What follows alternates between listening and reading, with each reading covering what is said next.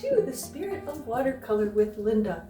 So glad to see you again, and yes, we're continuing our wonderful watercolor journey together, where this is a most spiritual journey for me, and I know it is for many of you. So welcome, and welcome new people taking a look at what we're doing here. And you know, I've been doing watercolor for at least half of my life now, and so that's a long time. And you know, we've been learning tips, techniques, tricks, you know, all the things about watercolor here. Plus, you probably look at other people on YouTube as well to learn about watercolor, as do I. But what I want to do here today is to focus in again. We've done this before, I think more than once, if you look back at the videos, and we focus in on a color. I've got books about color, okay? Zoltan Szabo's book, Color by Color. I have books on color theory. So much of what we do with painting is color, and it's what we live in this beautiful world of amazing, beautiful colors. And so what I want to do today is to pick a color like we've done before. Sometimes we do two colors, like contrasting colors, and blend them together and make paintings. You might want to look at some of those where we use some really fascinating colors, and I mainly use Daniel Smith watercolors these days because there's so many paints in Daniel Smith. If you don't know about those paints, check them out. And there's probably 260 colors or more, I don't know, all kinds of gorgeous regular colors, I guess you'd call them, you know, from the pigments of the earth. And then there's their mineral colors, there's their iridescent colors, interference color. But what I want to do is just really focus in on some actual beautiful colors in nature today. It's spring, and the colors get really vibrant and gorgeous. So we're going to pick a color or two, and I think the painting's going to have more colors in it than that, but we're going to focus in on some beautiful color, okay? And one of the things I have as an example here, and maybe we could try something like this, but this is really different. This isn't your kind of look like realism here. This is more in the, you know, coming from my inner spirit and emotions, right? I don't know why I like this, I'm not even sure. And it doesn't really look like the tulips I saw, but we went to the Tulip Festival in Michigan a few years ago, and tons of gorgeous photos of tulips, right? I have some tulips in my garden, of course, and they're purple, and we had other ones, but the squirrels ate them, sadly. But anyway, I want to show you this. It's a little bit out there, right? But it's such a vibrant painting. I keep looking at it and going, I like it. I don't know what other people think of it. But, you know, we have these vibrant purples that are my Carbazo violet, okay? And then there's the contrasting color. The background's yellow, the sky or whatever, instead of a sky. And then there's the pink tulips that we saw. They're back there. And then there's the greens in the foreground. Very dynamic painting, right? Unusual, unique in many ways, and that's what I hope we'll do with our paintings. I don't want us always to just try to mimic reality totally, right? What is your impression of reality? What struck me when I was at the Tulip Festival was how bright and intense the flowers were. This is more reminding me of that than any photo or other paintings where I try to make them look just like the flowers. So, but, you know, I use the flowers as my guide. So we're going to do one similar to this. It won't be this one, okay? But we're going to pick some vibrant, beautiful tulip colors, and then we're going to create a painting using contrasting again. Yellow and purple are on the color wheel, are on the opposites of the color wheel. By now, I think you might know about that. If not, check out a color wheel and look oppositely. You know, red and green are opposites, so when you paint them next to each other, it makes things pop out. If you think of Vincent van Gogh, he used so much orange and aqua blue in his paintings because he loved that contrast and how they just were so vibrant. And of course, his paintings are amazing, right? So let's do that. Let's do some of our flowers. I'm going to show you a photo of a flower that I'll sketch out, and we'll bring in some vibrant, amazing colors. I'll tell you in a minute, if you come to the table, what colors we're going to use. Okay, we're going to pull off our palette. I did clean my palette except for this big wad of dark colors down there that I can't seem to, there's so much of it, I've got to use it up, right? But these palettes I'm gonna add in. We're gonna look at some of these gorgeous colors today, and we're gonna pick some of these out, and we're gonna do an intensely beautiful color painting. And don't forget to subscribe and to set your alarm bell for when my videos pop up. And I'll see you at the table.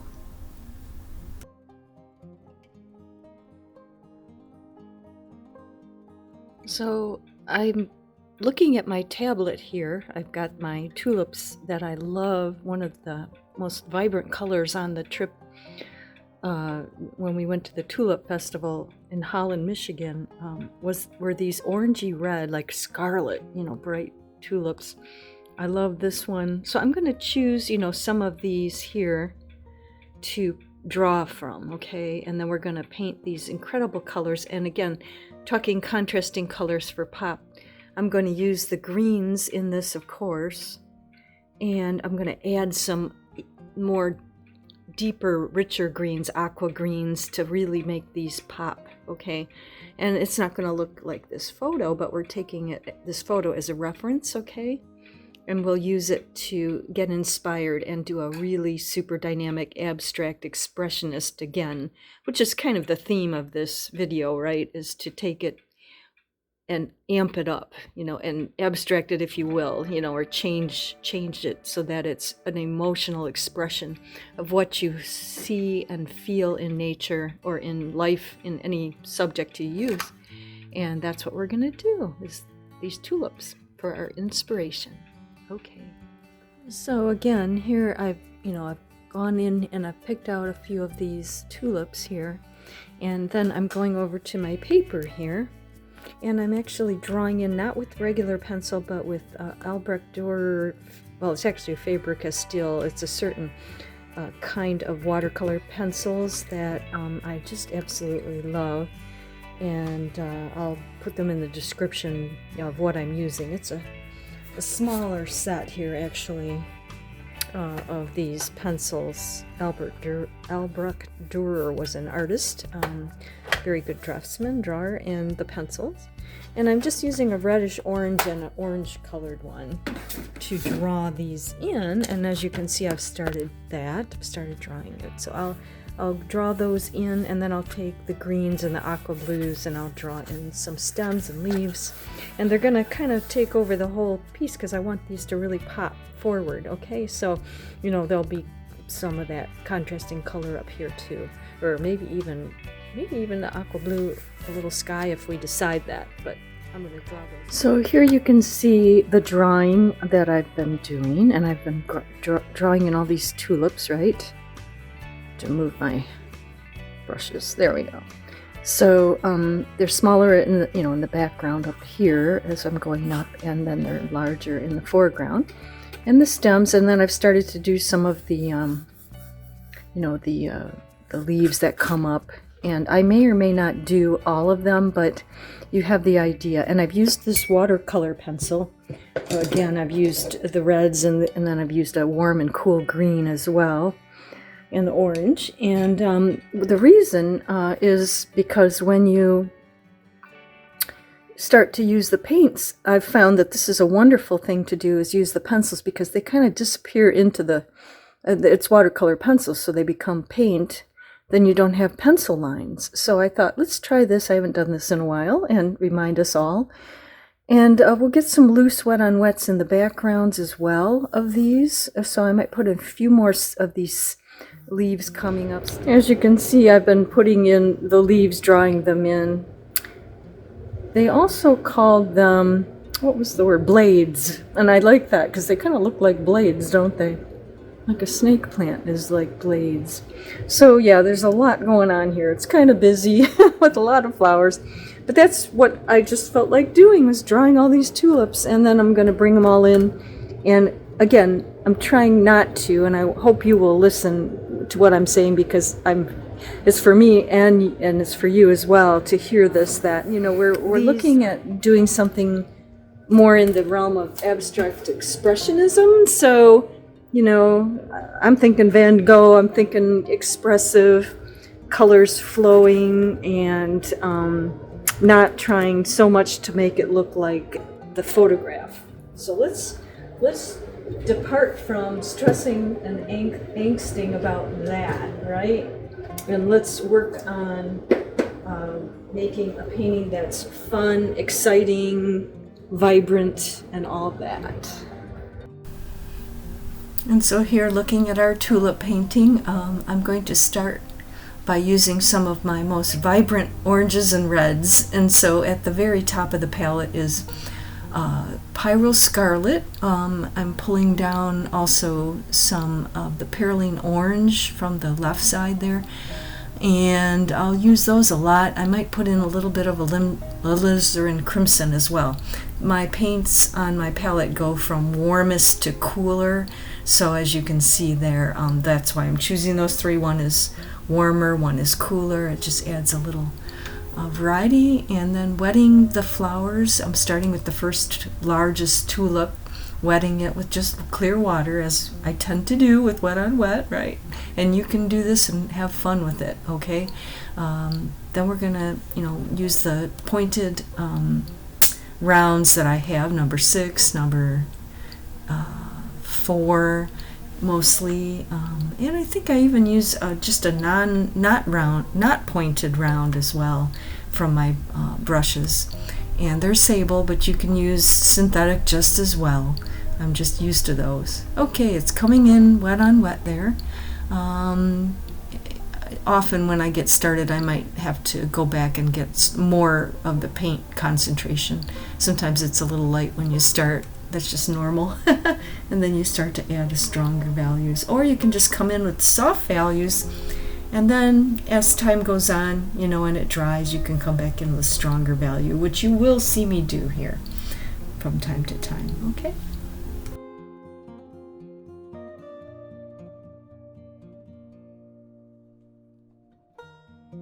Now I'm putting in the stem in the green. Of course, I did draw, remember, with the pencils. And so when I come in, they'll kind of blend in with the stem lines, and hopefully it also with the tulip around the edges as well. So you don't have pencil lines to erase or something later. And then I'm coming in with more value into that tulip. And because again, the paper dries and the paints act differently. They don't flow as much, and you can kind of get some interesting watercolor effects going there.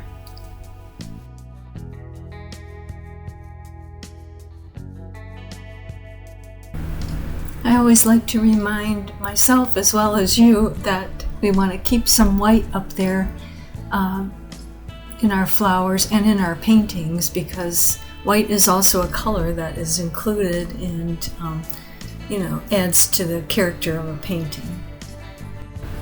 White also adds light to our paintings.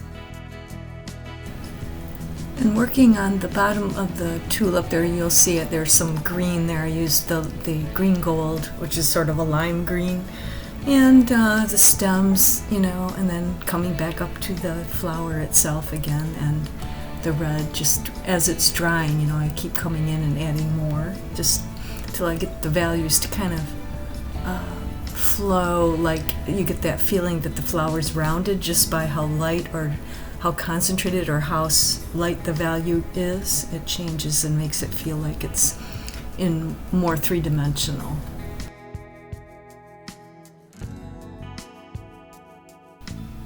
And then I work on the blades or leaves, and they are more detailed, so I'm detailing them out in the foreground here.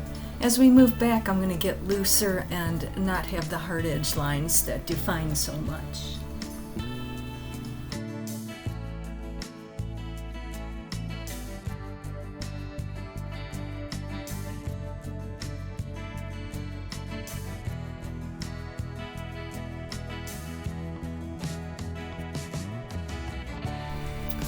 Also, I keep the blades wet on wet, wet into wet inside of them, that watercolor thing, just FYI.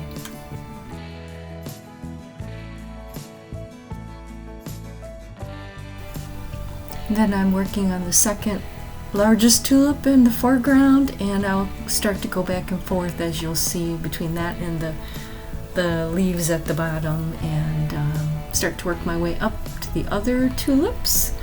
And yeah, I'm just playing with them, you know, seeing what happens in the wet on wets here. I am using a Hanna mule paper, and it's acting a little different. I'm not used to it yet quite. I'm used to other papers like Arches and Saunders. But, you know, it's good to try different things. And also this is 140 pound, and I've sometimes used really thick, like 300 pound paper. So anyway, this is kind of fun to see when I add more of the value, what's happening there. And I'll probably go back into the other one. It seems like the larger one is kind of fading on me a bit there. So.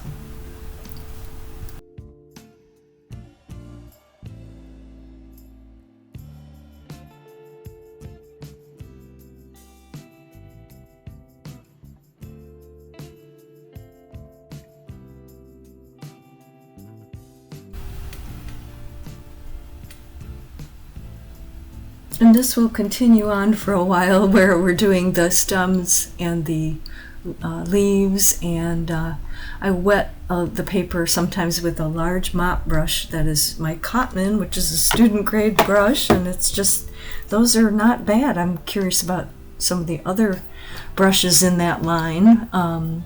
It's a Winsor Newton student line that's less expensive. So. And, you know, I may have to move forward because this video will get long if I start doing every single tulip in front of you, and they're all going to be the same. So if you see a jump and all of a sudden there's tulips that weren't there before, that's why. So you can do this on your own, and maybe don't want to sit here watching, you know, 40 minutes of video. So that's what we'll do. We'll kind of zip through a little bit and get to so you can see me also do some aqua blue in the sky and so on.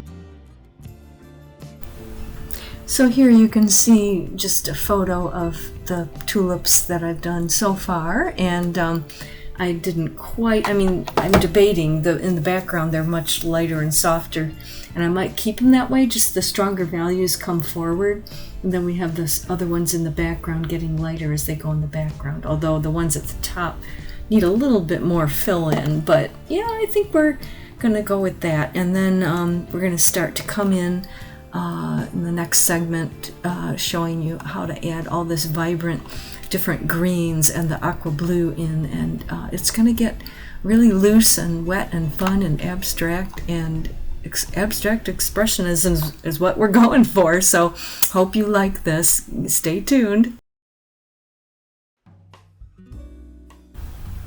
So I decided to use Prussian blue and my 1/2-inch flat brush to start to create the sky at the top, and I only wet the paper with clear water at first, as we do for wet on wets, around the tulips, and you should find that the paint goes around them and doesn't enter in if you don't wet the tulip, so be careful of that.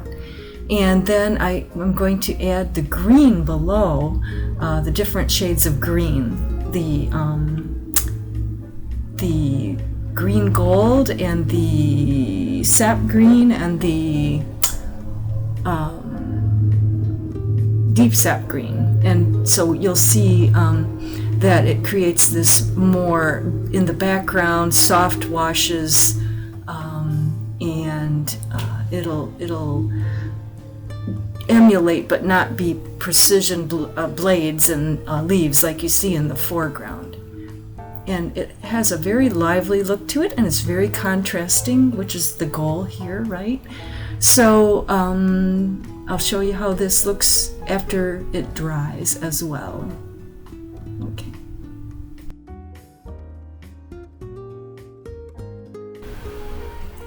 And so I'm continuing with the blue and the green here. And the color's a little off in this clip. It looks browner and not as green, but when you see me shift to the next clip, you'll see that I actually added more sap green too, just to make sure it was really vibrant and really contrasting between the red of the flowers and the green of the blades and the grounds there. So watch for that now, and you'll see right here how much more green, of course. Then I also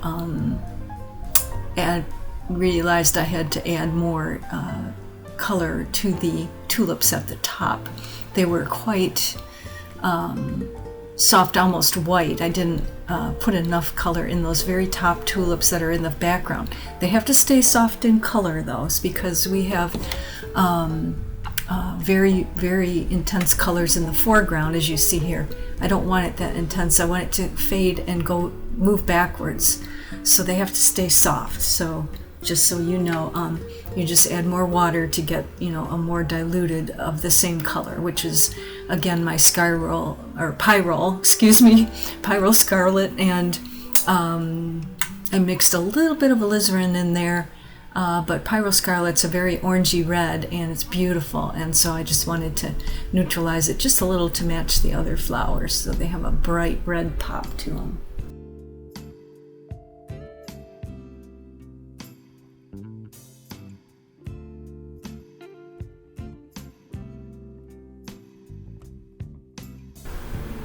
And of course, after I get the flowers, I realized the stems are almost non-existent there, so I came back in with some of the sap green and defined them a little more where they weren't being very noticeable before.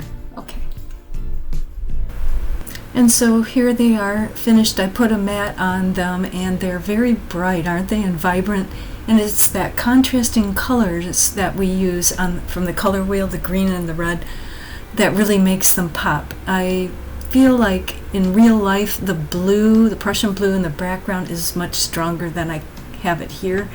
But they still look very much like they pop with or without that. But anyway, there we are. And I hope you've enjoyed this video, and hope you'll keep subscribing and learning with me and growing as we use all the tips, tricks, and tools of watercolor basics and beyond, right?